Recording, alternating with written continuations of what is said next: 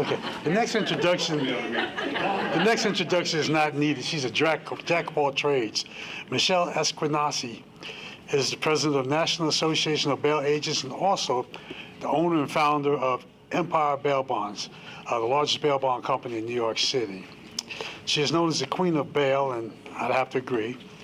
Michelle is one you want to have on your side when you have an issue. She's not only just a bail bondsman, she's also a mother, a grandmother, advocate, friend, investigator, pretty much can do it all. Thank you. You're more than welcome. Thanks for visiting. Thank you. Hello, Mississippi.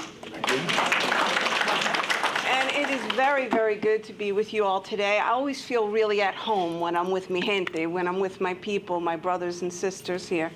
So I have a little bit more time than I thought I was going to have, so I thought I would actually introduce myself to you. A lot of people call me the bail bond queen. That was a name that I got from a defendant many, many, many moons ago. But I want to tell you how I got here. 31 years ago, I started a company in New York called Empire Bail Bonds. And I dragged my niece and nephew to work every single day and hustled bail bonds and hustled the court and da-da-da, everything that we do every single day.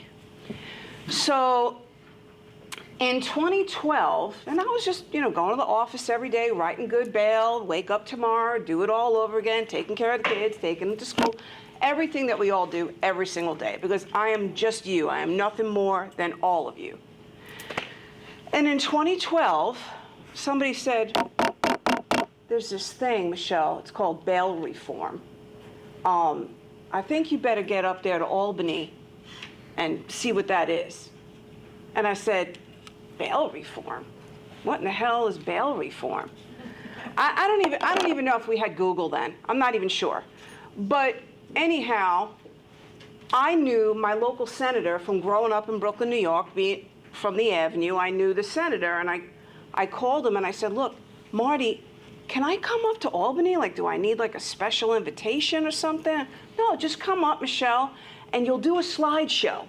Because those bail reform people were in here, and they want to change everything around, and you'll do a slideshow, and you're going to tell us, I'll get all the senators. At that time, we had a Republican Senate, which is our higher house. And you're going to show all the senators why what you do is better than what they're, as you say in the South, fixing to do, right?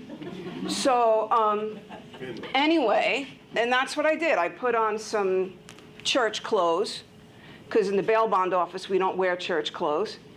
And I went up to Albany, and I had a little slideshow, like not fancy, just like a slideshow.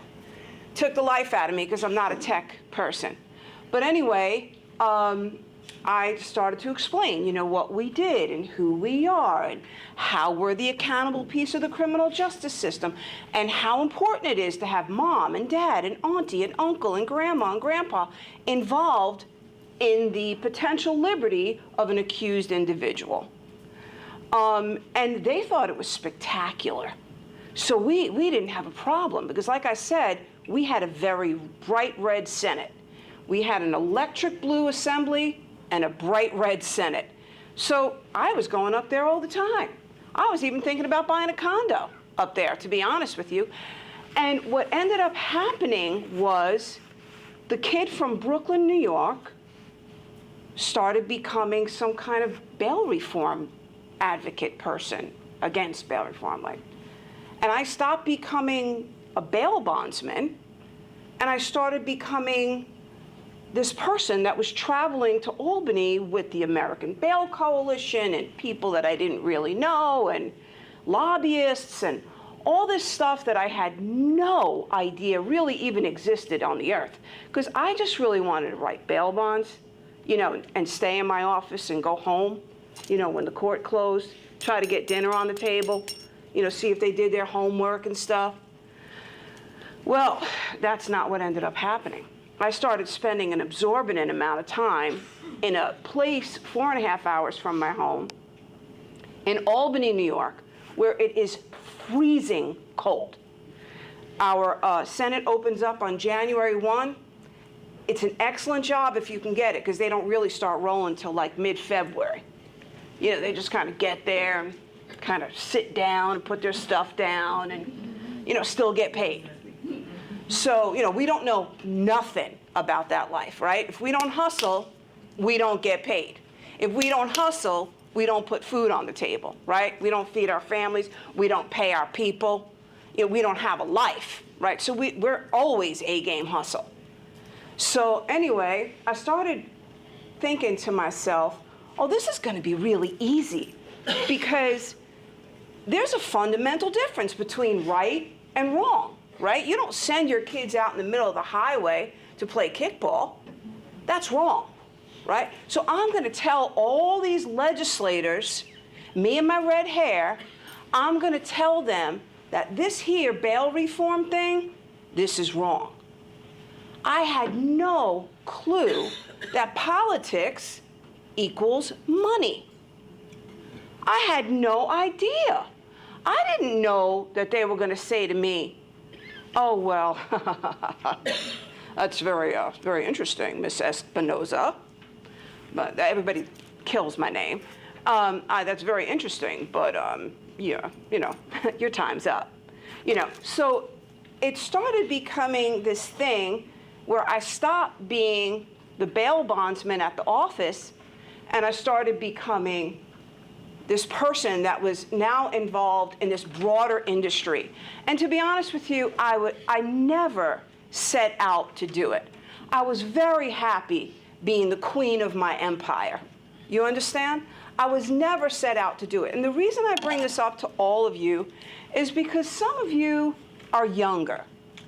Some of you still have this gumption. Some of you still have a lot of energy. I'm not one of those people. Not anymore. So there's a lot of people in the room, there's a lot of people in the bail bond industry that are going to be very happy that in 3.5 years they're not going to see me much anymore. But there's a lot of young people in the bail bond industry. So I encourage all of you to get involved in this state association. Do more. Ask more questions. Go with them to lobbying meetings. Find out what this is. This is your future. Some of you have bail agencies and you want to leave them to your children. I am so blessed. I have 4 children, and thank you, Jesus, not one of them is involved in the bail industry. So I am so blessed because I really thought when bail reform came through like a hurricane, 1/1/20 is when it hit us in New York. 1/1/20. Got signed into the budget on April of 2019, no matter how much chugga-chugga-choo-choo we did, no matter how much we did, and we didn't have much to do it with, it didn't matter because Don Cuomo was the governor at the time. Now he wants to be our damn mayor of New York City, but whatever. Okay, so he was the governor. He was getting tons and tons of money from Soros and company, and he was going to do it irregardless. So on April of 2019, Governor Cuomo signs bail reform into the state of New York. And I just about died. Everything inside of me just was dying a slow death because all I know is bail. That's all I know. I've never done anything else. I probably should have. FYI, before I was a bondsman, I was a florist. So there's no flower reform. I should have maybe stayed in flowers. I probably would have owned 1-800-Flowers by now. That's just the nature of the beast. But I didn't, because bail was going to get me off of welfare, because I started as a single mama. Bail was going to get my kids an education without student loans. And all 4 of them have gone to college, and none of them have student debt. So my children are my great success. But what happened was bail reform came through midnight 1/1/20. And right before it happened, we had 7 retail locations. Some of you have very large bail agencies. And I called my nephew into my office, and he's my business partner. My niece and my nephew, who I used to drag to work with me, are my business partners. And I dragged him into the office, and I was crying, and I said to him, look, I don't think I can leave you a legacy. I screwed this thing up. Bail reform happened, and nothing I did worked. You know, I tried everything. I went everywhere. I was never home. My children really didn't even know who the hell I was anymore. So I said to him, I don't think I can leave you a legacy. What are we going to do? And he said, well, between April of 2019 and 1/1/20, we're closing all of our offices. And we're going to have to lay off all of our people. And we're going to have to just have a core group. And you're going to have to go back to court if there's bond. And you are going to have to post a bail bond. I was like, me? Okay, look, whatever it takes. Because we don't come from nothing. We're not a family that comes from means. We used to steal meat, back in the day, just so we could have some. So we were just prepared for the worst, and the worst is exactly what happened. So on 1/1/20, and right before it happened, a lot of you know you have some criminal recidivist clients that are kind of running their little enterprises, right? And they came to me, they said, Queen, is it true I can have my guys at the schoolyard selling shit now? And they ain't gonna get locked up? No bail? And I was like, look, I'm not a lawyer. I can't give you legal advice, but yes, it is true. So when the clock struck midnight on January 1st of 2020, bank robberies started happening. Everything started getting robbed and drugs and this, and we started making national headlines about bail reform. Well, New York always makes national headlines. It's a shithole. Excuse my French. But anyway, there was bank robberies, and the bank robbery guys like, hey, you can't lock me up. You can't lock me up. There's nothing you can do. There's no bail. So it was making headlines, and what happened was right after 1/1/20, boom, we get hit with COVID in March. So Governor Cuomo's on the color TV. Women all across the nation are falling in love with his little black curly hair.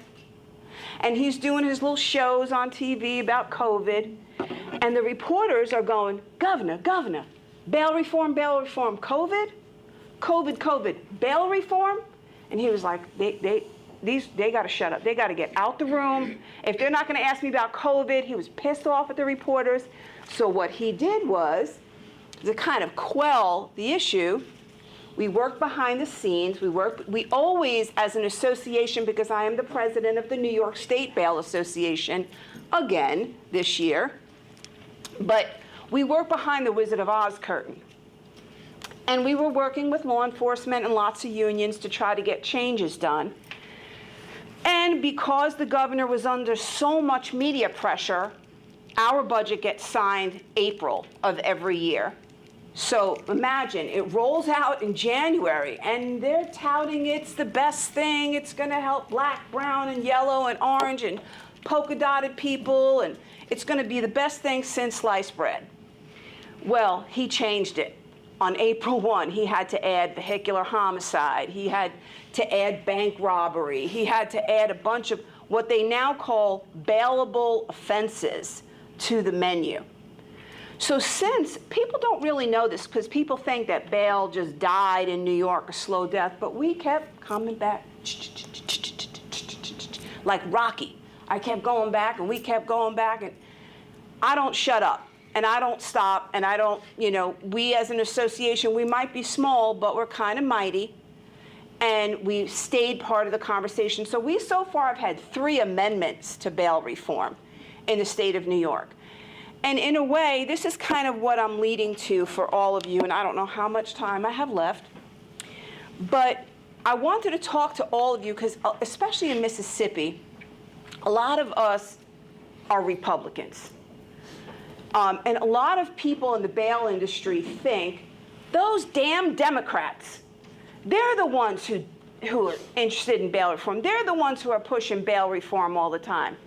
Well, I'm here as the president of the National Association of Bail Agents to tell you that that is not true. You have Republican states, one of them is right next door to you, it's called Alabama, okay, that almost lost bail this past session that just ended. I bet you all didn't know that little tidbit, did you? And the reason why is because, yes, a Democrat pushed the legislation to kind of twist the bail industry out of existence to a certain extent. But the Republicans signed on with the Democrat. Why? Because they trade. You know, if you give me this, I'll give you that. If you give me that, I'll give you that twice on Sunday. So we got involved. NABA got involved. We contacted the head of the Republican Party and were like, I don't think Trump really would love this. You know, so we sent in letters and we got involved. And I'm not saying that we stopped anything. Certainly the Alabama Association did a great job as well. But what I am saying to you is that if you think for a minute that Republicans won't sell bail away, you're absolutely wrong. So that's why I want all of you to stay involved. Don't just come and get your education or your 30 hours or 40 hours or 2 hours or whatever it is. Stay involved. Call your president. Call Charles. What's going on? Is there a bill? Is there something I can do? Are all of you members of your Chamber of Commerce? It's the easiest thing to do. It's maybe like a $50, $60 check a year. Join your local Chamber of Commerce. Let your local legislators. See, the thing about these politicians, and I don't want to insult the politician guy, is that your politician of today, your little local politician guy, in New York we call them the county executive, right? Everywhere they're different. The South, so they call him the county commissioner, right? That guy, he wants to be a senator when he grows up. That senator guy, when he grows up, he really wants to be the governor.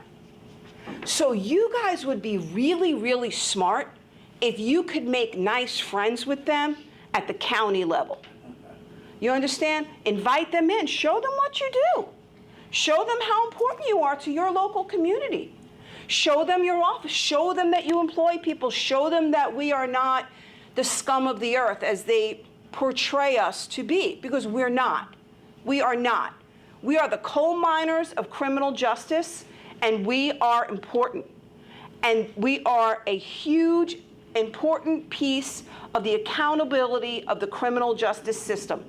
And I want you all to be super proud of who you are and super proud of what you do, because I'm proud of every single one of you. I want you to know that. Not that I'm an anybody, but I'm proud of every single one of you. Now, I know all of you have your cell phones because we're bondsmen. So I would ask you, about 6 years ago, I formed an entity called the National Association of Bail Agents. Why did you do that, Michelle? Do you not have enough crap to do? Well, I tried my hand getting involved on the national level with another entity, but they didn't really want the redhead. So I'll just leave it there. So sometimes when people don't want the redhead, she goes and does her own thing. So that's what she did. So she formed something called, and this is where I'm going to ask you to take out your cell phones, the National Association of Bail Agents.org. We are a nonprofit. Our membership fee is only $50 a year. Why is it $50 a year? Because we are the little guy. We are the little engine that could. That $50, believe it or not, is super important. What do we do with that money? We give it back to state associations that are having events, that are having trouble with legislation. We just sent $500 to California. Do I have 5 more minutes, 10 more? Where am I? Okay. So I wanted to bring up California because California and New York are the herpes, really, of the bail industry. I mean, that's kind of, I mean, they are of the world. Yes, of the world. So California, and this is why I want you to join me on the journey of getting out of your Mississippi head and come with me to California, okay? So California now has a bill, and it's actually got traction. Okay, I'm not saying this is going to happen in Mississippi, but this, I want you guys to have a more national knowledge of what's going on in your industry, because it's incumbent upon you. Because if I walk out of here and get hit by a truck, you all have to know. It's your job to know, okay? California has a bill right now that says you got to return the premium if the guy doesn't get indicted. Okay? So picture this. I got to pay, on my little tiny house outside of Pensacola, I got to pay $5,000 a year for homeowners insurance. Now, I've had that house for 5 years. We all know that's 25 large, right? I haven't had a claim. I want my damn money back. Well, guess what? California, one of these loopy, crazy, electric blue policymakers thought, hey, now that's a great idea. We can't legislate them out. We've tried this, we've tried that. This is how we're going to get rid of these goddamn bail bondsmen. So, and that's what they're fixing to do, okay? That is what they're fixing to do. So also, we have a Facebook group. It is very active. Every single day, go to the National Association of Bail Agents on Facebook. We have a public page, but we also have a private group. And in that group, every single day, you're going to see posts from all different states about what's going on. Meetings in North Carolina and South Carolina, legislation, alerts in Tennessee. Tennessee's having a huge problem. Texas just signed bail reform. So we want to have these kind of national conversations every day, and a lot of the times we have them on Facebook. Very hard for me, as the president of NABA, to get bail agents involved. If I go on there, and Charles and Lauren and Julie, they know I'm very, very annoying, right? I go on Facebook every single day. I'm like, listen, we need membership, da-da-da, da-da-ding, da-da-ding, da-da-ding, da-da-ding. And everybody's like, fungal, okay? I got bail to write. I got stuff to do, Michelle. I see that you're up at 5 in the morning, but I'm not paying attention to you. So then what Michelle does is she goes on Facebook, same Facebook group, and I'm pretty slick. I put up a post that says, show me your bail bond swag. And what do you think bail does? Bail loves itself.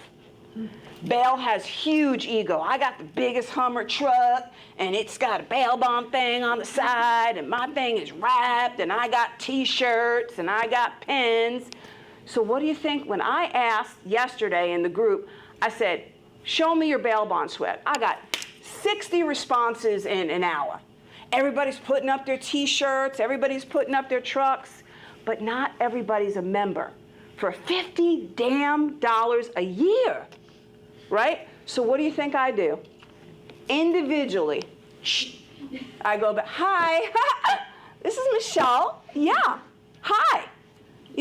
Are you a member? Oh, you're not a member, but I see you have a Hummer. Okay, so here's the link. Okay, so that's kind of what I do. And I can be extremely annoying, and I am extremely annoying. I'm going to stay extremely annoying. So Voice you use when you call. Just saying. that's not the voice I use.